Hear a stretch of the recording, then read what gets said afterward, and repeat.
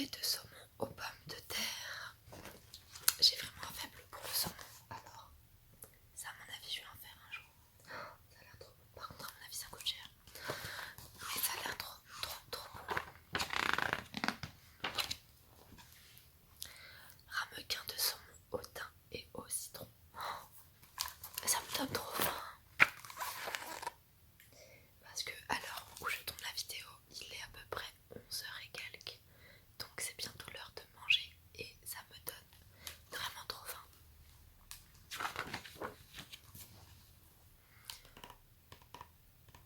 Sauté de poulet au curry. Ça pour le coup j'en ai déjà fait aussi. De faire du poulet avec de la crème fraîche et du curry qui fait une sauce curry. Je crois qu'il y a un peu de moutarde aussi et du riz. Alors c'est peut-être pas la même recette qu'ici, mais c'est trop bon.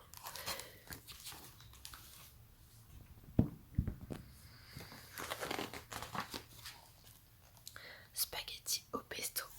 Alors ça c'est trop la base.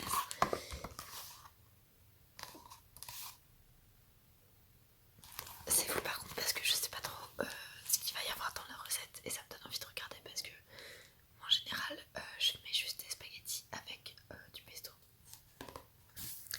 Alors, ingrédients: 500 g de spaghettis pour 6 personnes, 4 gousses d'ail, un gros bouquet de basilic, 30 centilitres d'huile d'olive, sel et poivre. Donc il faut d'abord éplucher les gousses d'ail, laver, sécher et effeuiller le basilic. D'ailleurs, j'avais un plant de basilic et il est resté une semaine sans eau quand j'étais chez mes parents parce que mon copain n'a pas pu aller l'arroser et il est complètement desséché et du coup il est mort et je suis un peu dégueu. Mais bon, c'est l'hiver qui arrive de toute façon. Je savais que ça allait être compliqué. Bref, mettez l'ail et le basilic dans un bol et écrasez-les au pilon en incorporant l'huile petit à petit. Assaisonnez et gardez de côté. Portez une grande casserole d'eau salée à ébullition.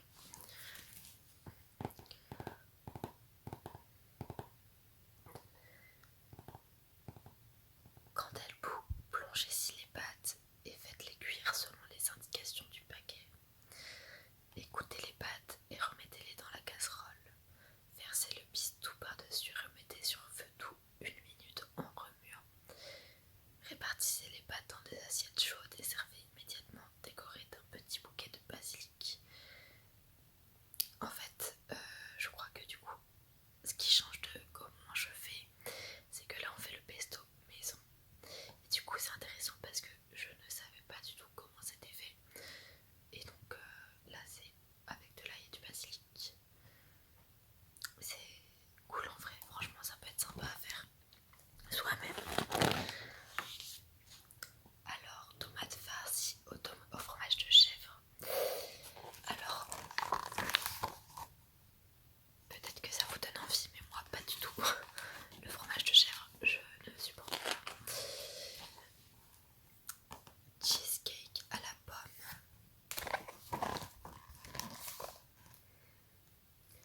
Je sais pas